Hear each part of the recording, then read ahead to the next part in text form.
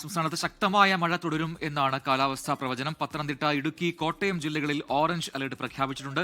6 ജില്ലകളിൽ yellow അലർട്ടുമാണ്. Alex Ram Muhammad തിരുവനന്തപുരത്തും ചേരുന്നു കൂടുതൽ വിവരങ്ങളുമായി. അലക്സ്, നേരത്തെ തന്നെ തുലാവർഷം ഇത്തവണ കനത്ത് പെയ്യും, ശക്തമായ ഇടിമിന്നൽ ഉണ്ടാകുമെന്നൊക്കെയുള്ള റിപ്പോർട്ടുകൾ വന്നിരുന്നു. എന്താണ് ഏറ്റവും പുതിയ കാലാവസ്ഥാ വിവരം?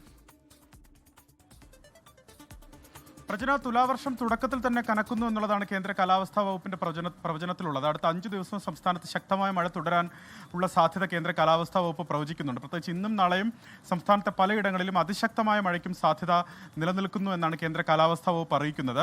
ഇന്ന് 9 ജില്ലകളിൽ മഴ മുന്നറിയിപ്പ് നൽകിയിട്ടുണ്ട്.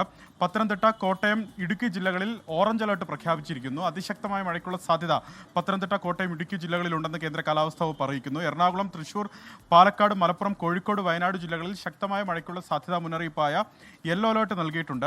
നാളെയും മറ്റന്നാളും 11 ജില്ലകളിൽ വീതം മഴ മുന്നറിയിപ്പ് നൽകിയിട്ടുണ്ട്.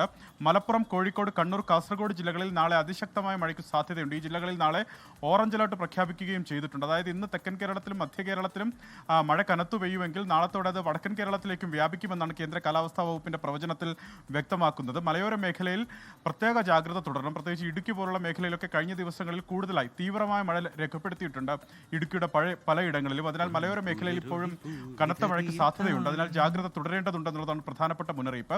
കേരള, കർണാടക, ലക്ഷദ്വീപ് തീരങ്ങളിൽ മത്സ്യബന്ധനത്തിന് വിലക്കേർപ്പെടുത്തിയിട്ടുണ്ട്. കാരണം കടലിൽ ശക്തമായ കാറ്റിനും കടൽ പ്രക്ഷുബ്ധമാകാനും സാധ്യതയുണ്ടെന്ന് കേന്ദ്ര കാലാവസ്ഥാ വകുപ്പ് അറിയിക്കുന്നു. അതുമാത്രമല്ല, അറബിക്കടലിൽ ഒരു ന്യൂനമർദ്ദം രൂപപ്പെട്ടിട്ടുണ്ട്.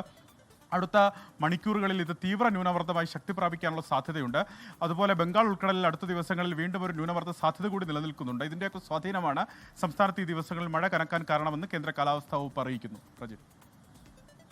അലക്സ് റാമുഹുദാണ് വിശദാംശങ്ങൾ നൽകിയത് തിരുവനന്തപുരത്ത് നിന്നും. ലോകത്തെവിടെയായാലും ഏത് സമയത്തും 24 വാർത്തകളും ഓഗ്മെന്റഡ് റിയാലിറ്റി പാക്കേജുകളും എക്സ്പ്ലെയിനറുകളും വിശദമായി കാണാൻ ഞങ്ങളുടെ യൂട്യൂബ് ചാനൽ നിങ്ങൾക്ക് സബ്സ്ക്രൈബ് ചെയ്യാം.